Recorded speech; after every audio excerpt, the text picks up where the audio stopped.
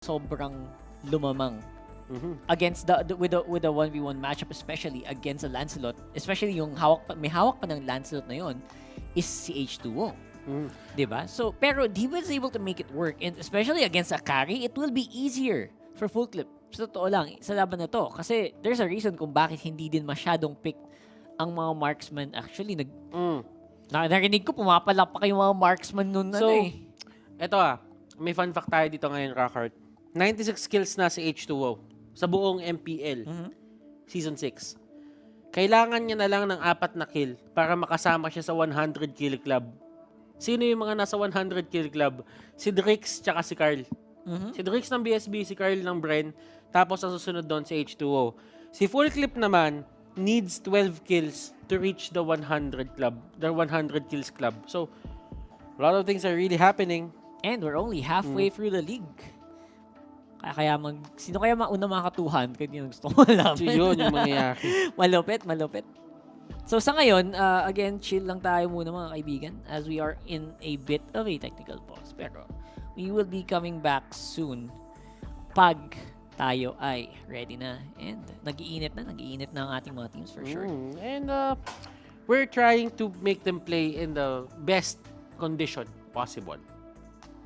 That's true. Especially in terms of diba, yung network latency, dapat lowest ping lagi, mga ganun, diba?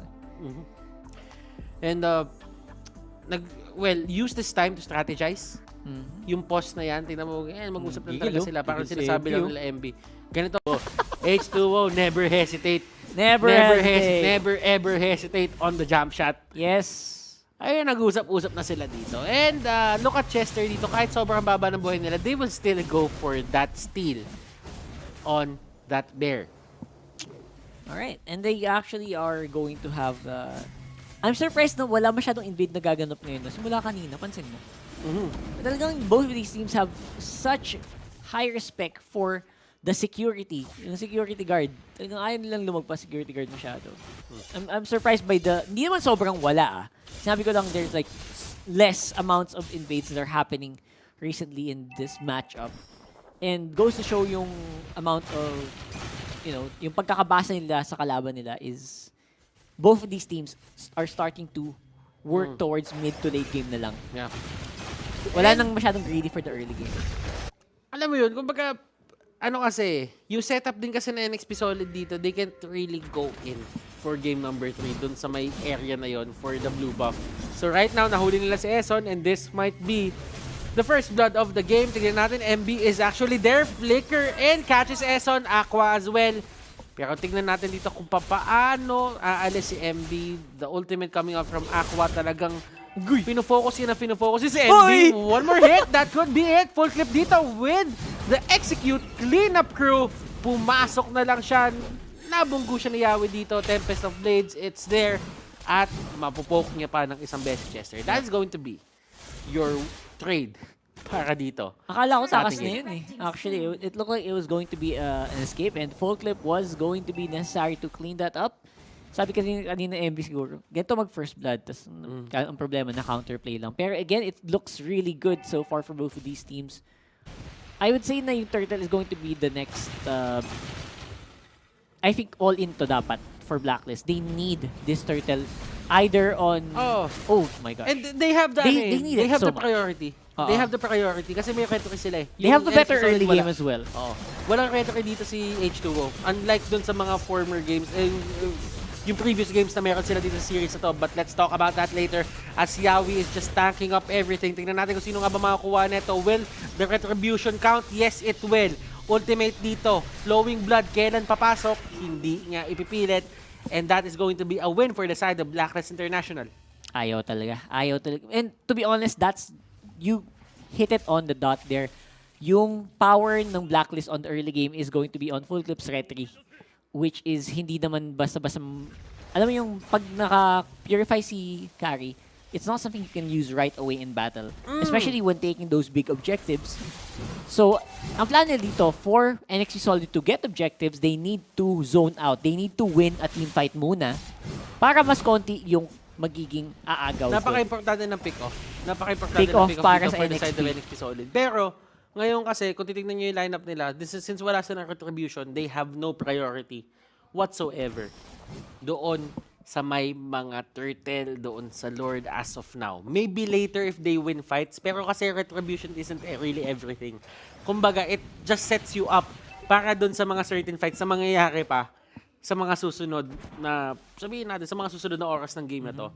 Right now, 5 minutes into the game pa lang tayo, we only had our first turtle take dito for the side of Blacklist International. NXPSOLID, they're really taking their time. Kumbaga kanina, aggressive talaga sila to take the fights dahil naka-lance. Ngayon naman, since nakaka-carry sila, pacing lang. Hindi pwedeng masyadong action. Hindi pwede. Hindi pwede. They need to slow down as much as possible. Pero looks like Blacklist naman gusto namang dumire-diretso sa labanan. With Full Clip getting another kill there.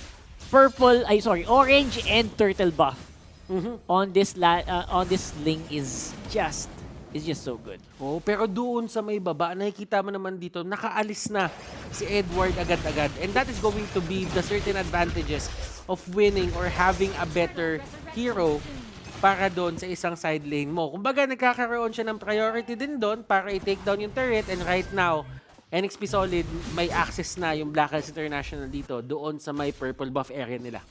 That's right. And the buff's gonna be important, but ito ang mas importante. Itong turtle buff na to, pasok Chester into the Raging Sandstorm, not gonna be hitting anyone. Ang away ngayon is on! The turtle secured once more by Full Clip, at ito na ang big team fight. Masakit sa likod si Aqua. And si Eso naman hindi na kayang tiisin ang bawas din ng NXP dito. Lalaban at forward si Yawi. Disengage muna. For the meantime, it's a 1-for-1. Turtle on the side of Blacklist. Okay, good yung ginawa ng Blacklist International doon. Alam nila may priority sila, kaya pinilit nila yung pag-take ng turtle na yon. Ang ginawang tama doon ng side ng NXPSOLID is they take down Full Clip agad. So, ibig sabihin, yung turtle buff, naglaho lang. Tama. So, hindi rin na-utilize yun totally. So, deny kumbaga. Deny. It was denied. Nakuha yung gold pero denied pa rin. Exactly. And top lane naman, makuha ng NXPSOLID ang Torre. Pero lang laban, titignan natin kung sila pa rin ang mga kuha. Pasok naman si Chester. Si Chester dito, siya ang naipit sa may gitna. Yawi dito, will he get caught out?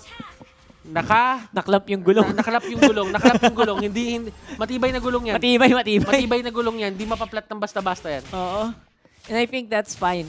Getting a tower is good, tas disengage. That's what NXP needs to do. Again, habang tumatagal to nang wala sila masyadong na-suffer na losses, hanggat di sila nawawalan ng Torre, okay si H2. Okay. Tatagal at lalakas tong carry na to. Kailangan lang, yung ibang miyembro din nila is kaya makipagsabayan mamaya. Diba? Kailangan hindi papers. Yun yung ginagawa dito ng NXPSOLID. Kumbaga, sige, nananalo sila ng fights, nakakuha sila ng pick-offs, pero hindi nila nakukuha yung turrets natin dito sa may mid at sa may top basta-basta.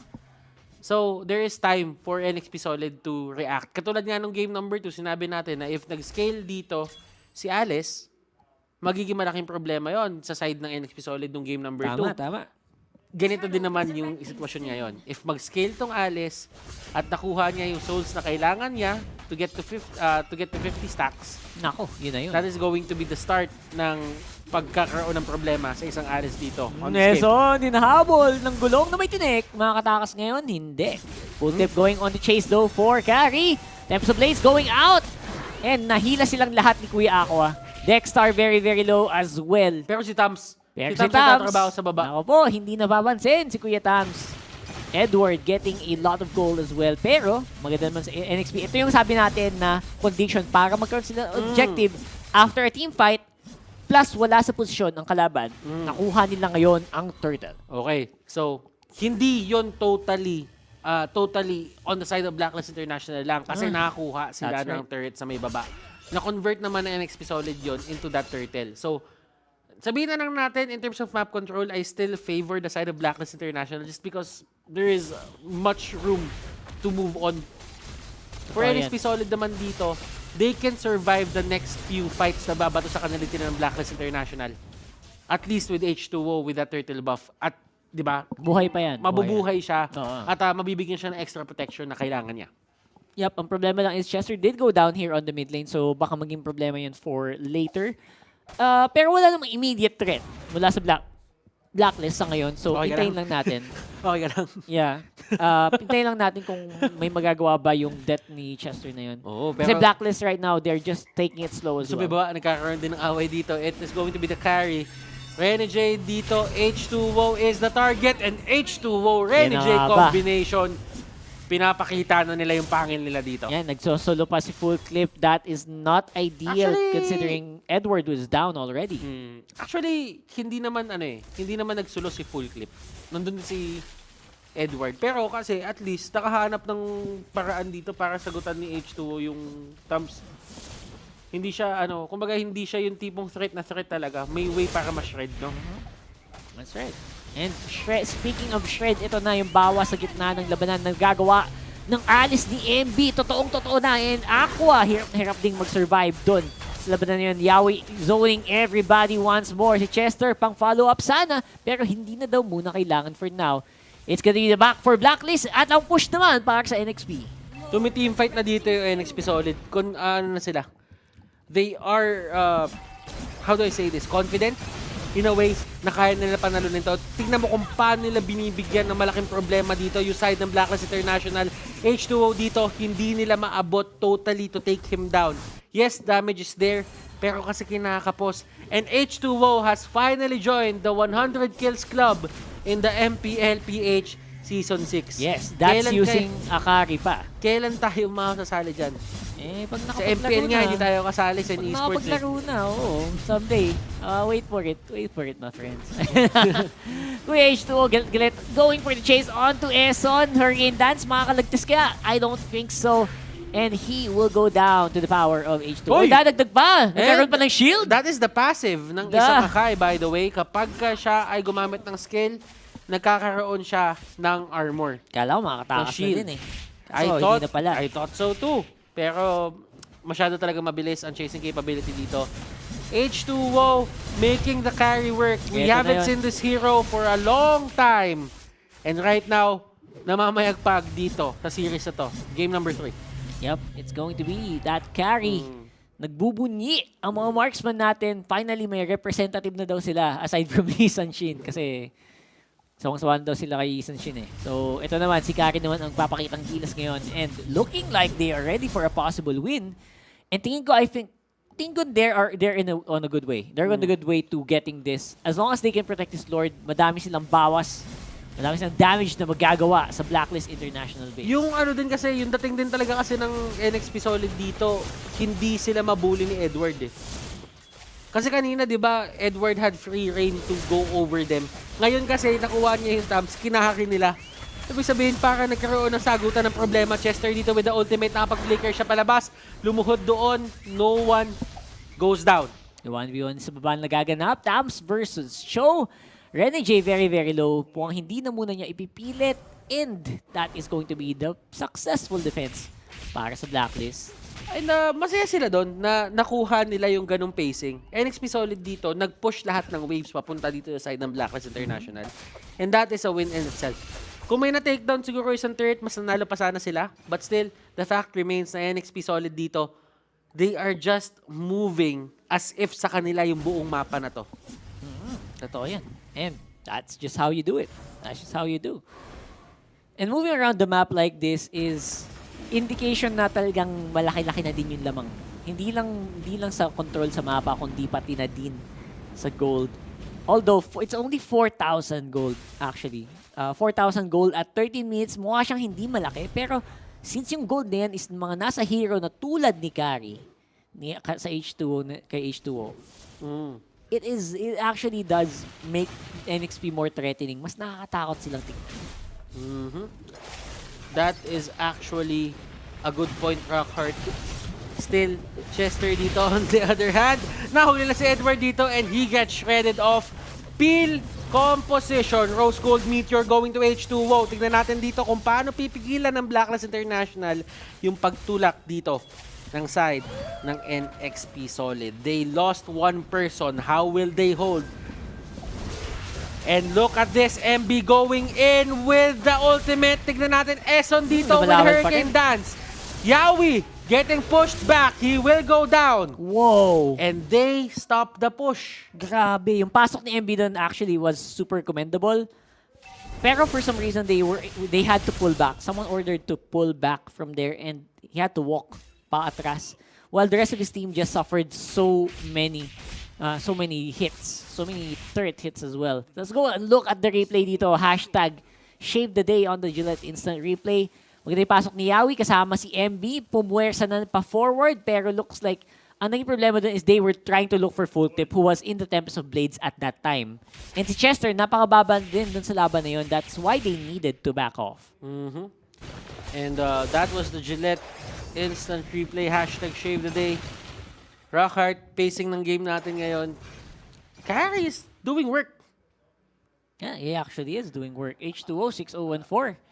Kahit na medyo nag-fail yung ibang team fights nila, they're still making it work for H2O. He's not suffering any... Patatawag ba nating fight? Kasi what they go for is pick off muna tapos tsaka sila sumahabol eh. Well, fight kasi apat naman silang magkaharap. Oh, so, sabagay. hindi yun pick off na like mag-isa lang sa mapa. Yeah, that's true. Yeah. So, it's a fight.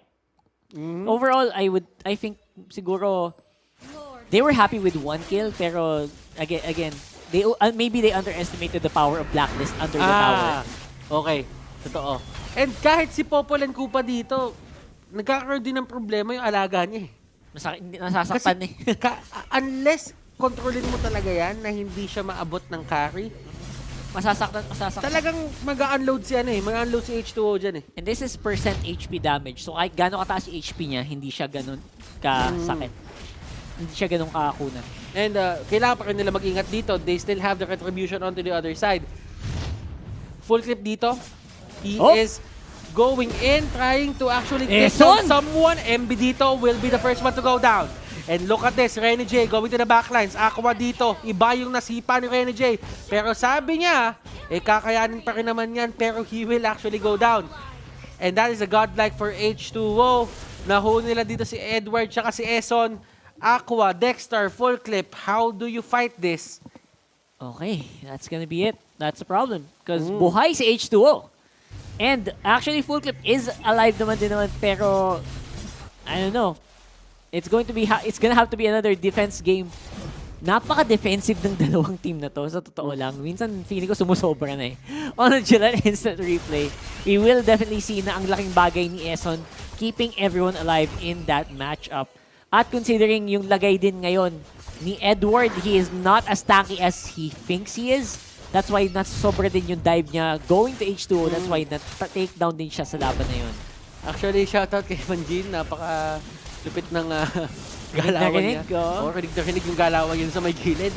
Pero alam mo, Dexter dito, ang sabi naman niya, down. Parusahan natin yung dalawang support nila. Yawi and Chester, they go down. Is this a time na dapat kumuha ng Blacklist International ng Lord? Dapat na yata kanina pa eh. Because they backed off. And now, pabalik na ulit si Yawi sa mapa. That was a 3v5. For a solid how many seconds? Meron silang ibang plano, Rockhart. They go in, 7-0-5 pa rin dito si Carry, H2O.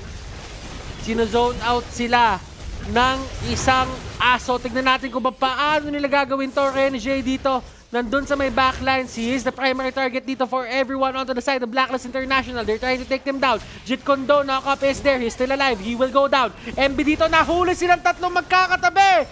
Surprised! Winter Truncheon, Aqua dito, getting caught out. Full clip on the other hand, nandoon sa may gitna. He's trying to push. He's trying to set the pace para dito sa may Lord. But his allies will go down. Yup. At kinokontrol din siya ni Chester na hindi siya basta-bastang makapag-clear ng wave ng dire-diretso. So he's always being forced to back off. Now this Lord, walang kasamang pupush dun sa bot lane. And feeling ko that is a very good thing para sa NXP. They basically just nullified the Lord take by taking kills of their own after that team fight. So I'm very curious to see how fast NXP got that. And reset na naman tayo dahil longest games na reset na naman tayo. And yun yung naging tempo natin. Ito yung naging tema natin for the 2 games na meron tayo. Road to greatest games. And kung mabilis tong game 3 na to, anticlimactic yun. Sa bagay, no? Napaka-weird naman nun. Parang minadali. Kung 12 minutes, tapos agad, hindi. Sabi ni Ginoong Valdez, todo na natin to. And it is happening. We are on the 20-minute mark almost. Uy, Oy, teka. damage output kay Teka, Chester. grabe naman yun. Ayan, Raging Sandstorm palayo, pero nasunog na siya ni Edward with the Molten Sights. Tower goes down in mid, and they are now collapsing onto the middle of the pit. Nahuli na si Full Clip dito, Rene J with the heads up play. Aqua, kinakalmot-kalmot siya ni Iori dito sa may likod.